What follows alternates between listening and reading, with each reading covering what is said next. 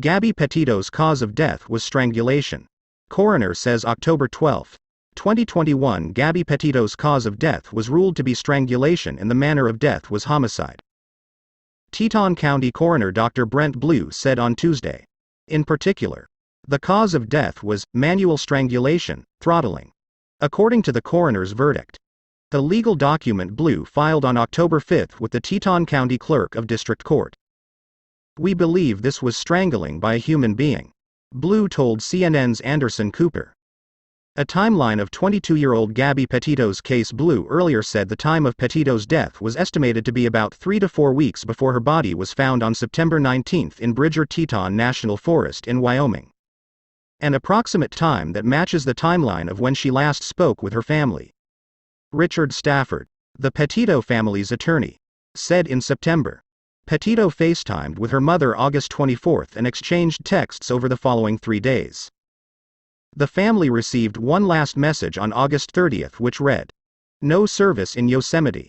But they doubt she wrote it," Stafford said. When Blue was asked by CNN's Randy Kay whether he could say definitively Gabby Petito could not have sent a text August 30, Blue said he could not. "It's not like TV where they say, oh, they died on this date.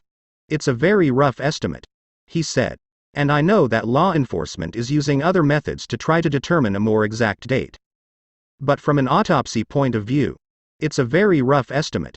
The autopsy included a whole body CT scan, an examination by a forensic pathologist and by a forensic anthropologist, and a toxicology analysis, Blue said at the news conference. He declined to provide further details about Petito's autopsy or a potential suspect, saying he was limited in what information he could legally release. Stafford on Tuesday reiterated the family is not commenting right now. Gabby's family is not making any statements until they bring Gabby home. Stafford said, "I will let you know when that happens." The coroner said Petito's remains were at a mortuary in Wyoming. How we got here. The announcement of the autopsy results came about a month after Petito, 22, was reported missing in the wake of a road trip with her 23-year-old fiancé Brian Laundrie. The couple had spent the summer traveling the western U.S. in a white van and documenting their adventures on social media. But Laundrie returned to the Florida home they shared with his parents on September 1 without Petito, and her family was unable to get in touch with her. She was first reported missing by her parents on September 11, and after an extensive search, her remains were found September 19 near where their van was last seen 3 weeks earlier. The national focus on her whereabouts revealed they were involved in a domestic dispute in Utah in August. Time and environmental factors are complicating the search for Brian Laundrie, experts say amid the search for her whereabouts. Laundrie disappeared and has not been seen for weeks. His parents have told authorities they believe he went for a hike in a nature reserve near their home in North Port, Florida, and did not return. Blue had previously ruled the manner of her death a homicide in his preliminary findings, but the cause of death had been pending further autopsy results. According to the FBI, at Tuesday's news conference, the coroner did not identify Laundrie as a suspect in the case, although he referred to Petito's case as only one of many deaths around the country of people who are involved in domestic violence. Blue told CNN the domestic violence comment was strictly an assumption. Laundrie has not been charged in Petito's death. He was indicted on charges of allegedly using 2 financial accounts that did not belong to him in the days following her death. In a statement Tuesday, Laundrie's family attorney Steve Bertolino said Laundrie had used a debit card which belonged to Petito but noted he was not a suspect in her death. The tragic messages the Gabby Petito case sends. Gabby Petito's death at such a young age is a tragedy, Bertolino told CNN. While Brian Laundrie is currently charged with the unauthorized use of a debit card belonging to Gabby, Brian is only considered a person of interest in relation to Gabby Petito's demise. He added, "At this time Brian is still missing and when he is located we will address the pending fraud charge against him." Petito's case has elicited heartbreak, outrage and intrigue in much of the public, but it has also highlighted the tens of thousands of missing person stories that do not garner such intense interest. There were nearly 90,000 active missing person cases as of the end of 2020. According to the National Crime Information Center, few missing person cases are met with as much urgency and national attention as Petito's. What we know about Petito's final days from the posts on social media.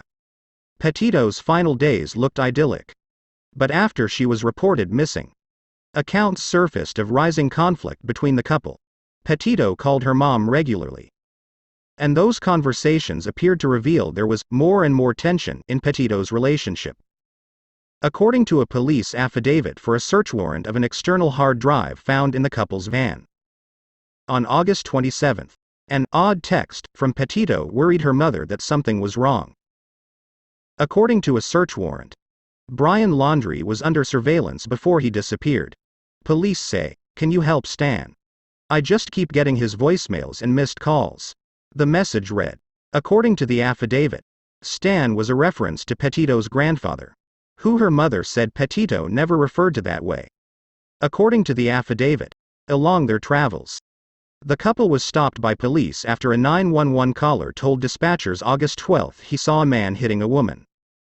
According to audio provided by the Grand County Sheriff's Office in Moab, Utah, "We drove by and the gentleman was slapping the girl," the caller said. "Then we stopped. They ran up and down the sidewalk. He proceeded to hit her.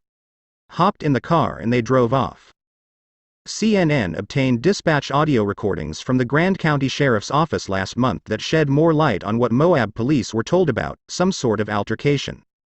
And on August 27, a witness described a commotion as they were leaving the Mary Piglet's Tex-Mex restaurant in Jackson, Wyoming. Gabby Petito's father says he wants Brian Laundrie found alive. Petito was in tears and Laundrie was visibly angry, going into and out of the restaurant several times, showing anger toward the staff around the hostess stand. The witness Nina Angelo said. The couple's waitress was also visibly shaken by the incident, said Angelo, who told CNN she did not see any violence or physical altercation between Petito and Laundrie. A manager at Mary Piglet's, who declined to give her name, did see an incident at the restaurant and called the FBI. She told CNN. The manager declined to describe what happened and said the restaurant did not have surveillance video of the incident.